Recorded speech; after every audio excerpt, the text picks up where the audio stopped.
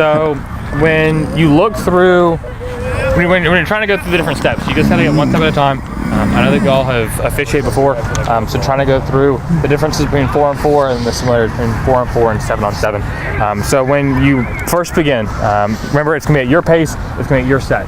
So whatever pace that you do set, it's gonna be kind of however that pace is. You make sure that your whole team is set before you do set the pucks, and then once you do set those pucks, it's time for you to go. So if the play's already happened, once you set your pucks, you make sure that your crew's ready, and then you're just gonna walk through different motions.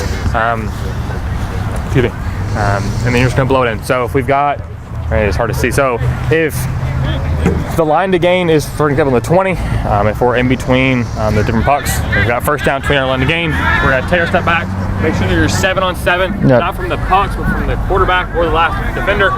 You go first down, 20 yard line to gain. It's just loud, and you're gonna punch that in. That's not right before before. You're playing 4-4. You're going to the sideline. Oh, that's right. Yeah. I'm sorry. Sideline. All right, so I'm going to sub in real quick. All right. I'm sorry. So, so yeah, but what were you saying before about, the referee, yes, you're going to be the one that's like talking the most, and you're going to have a back judge. So it's not just the referee's show, because they're going to be the ones talking. So just make sure that you're working as a crew if you're even the back judge, so the referee's not just there on an island making all the calls, okay? So yeah, you're not going to be 7-on-7. That's in 7-on-7 flag football. Instead, the referee is going to be straddling the sideline. It's not going to be this close, but you're going to be watching the line of scrimmage for those fields penalties, like the illegal snaps, the false starts, encroachment. That's going to be the referee's call. That's before the snap starts. So those are the penalties that you're really going to be looking for, before the play is even beginning, and kind of going through like your pre-snap responsibilities. That's the stuff that you're going to be looking for, okay? Obviously the first thing you'll do is set the pucks, but you can also do that after the play. So we'll just keep on going for pre-snap, during the snap, and then after the snap responsibilities for the referee position, okay? So after the ball is legally snapped, so no false starts, no fields penalties, nothing like that, you're going to stay here and watch the first rush of, well, actually, no, not the first rush because there's no rushing, but you'll start your 5-second count for the quarterback to release the ball. Make sure it is very loud verbally, everybody can hear it, but also visually do it. So you don't want to sit here and be like, 1, 2. You want to 1, 2, 3. Do it at your pace. Don't be too slow, don't be too fast. Try to make it consistent, so then throughout the game, the quarterbacks aren't getting upset if you're calling them for a 5-second, okay? And if they do, if the quarterback doesn't release the ball after the 5 seconds, it's not a penalty. It's just the next down, okay? But like I said, just make sure it's consistent, make sure it's loud, and make sure they can visually see it as well as projecting your voice. Anything else to say about that? Are you good? Again, just to highlight who needs to hear it, it's you be loud, and it has to be loud enough, not just for the quarterback, but for the farthest receiver to hear it. So no rushing, like I mentioned, and also when the quarterback does release the ball, assuming it's before the 5-second count ends, make sure you yell balls away, also very loud so that everybody knows, okay? And if it's a backwards pass, yell back and punch, so then the offensive team knows that they can technically still throw the ball again. So if you say balls away, it kind of makes them know that they can't do another pass, or else it'll be a legal forward pass. And then also, just so everybody knows that a legal pass has been made, okay? And that's typically a long 5. I'll give them that extra little, give them the time that goes from that extra, that little, don't be like 1 through 5 and kill it. Make sure it's, give them a good 5, and that last one, give them an extra half second. Mm-hmm. Yeah. As long as you're consistent, that's what's key.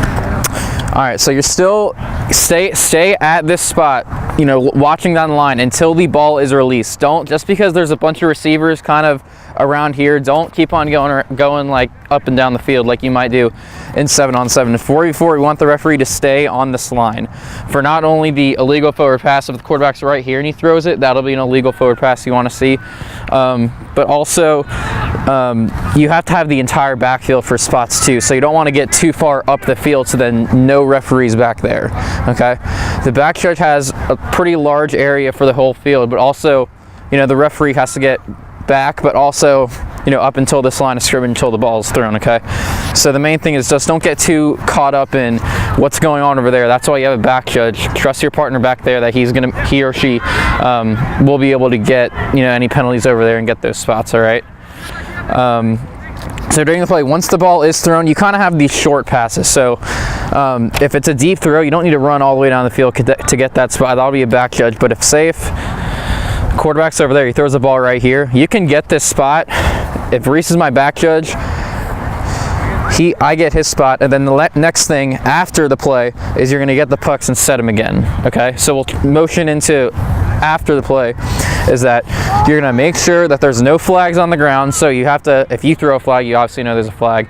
But also, if Reese throws the flags, I do not want to pick up these pucks and start going, because then if he has a flag and this was our basic spot, now we don't really know where we're doing. Okay. If I have a flag, sometimes you're 20 yards downfield. You got to come in, because you can see that he's going for the pucks. Just come in, get that double tweet. Hey, I've got a flag, and I cover here.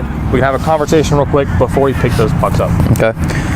Especially if you're back judge, if you have a penalty, it's not a secret that there's a penalty. Eventually, you're gonna have to tell your ref. You're gonna have to report it. Okay.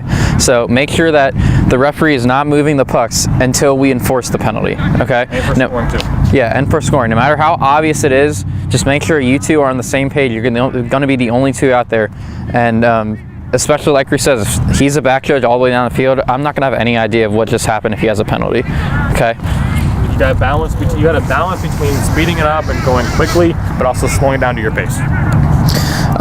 So yeah, we mentioned on short gains you can get the spots and then chop it into the back judge, but don't have the spot and the back judge gets the pucks. Just make sure you chop it into your back judge, and the referee is the one that's going to be moving the pucks. And then after that, you announce the down and distance. First down, 40 to gain, get to your spot, blow your whistle, and then you kind of go through the same thing over again. Okay. Does anybody have any questions on a referee position? Just little things. Orange is for the offense and yellow, so just make sure you don't mix that up. If you do mix it up, just switch it. But the main thing, especially with 4v4, it's a very fast-paced game, so just don't have the player speed you up. Go at the pace of what you want to officiate. Okay, don't go slow, don't go fast, but be quick. So just make sure that you're not going too fast that you're going to make a mistake, but also be quick enough that it's not just a drag going through the game. Okay.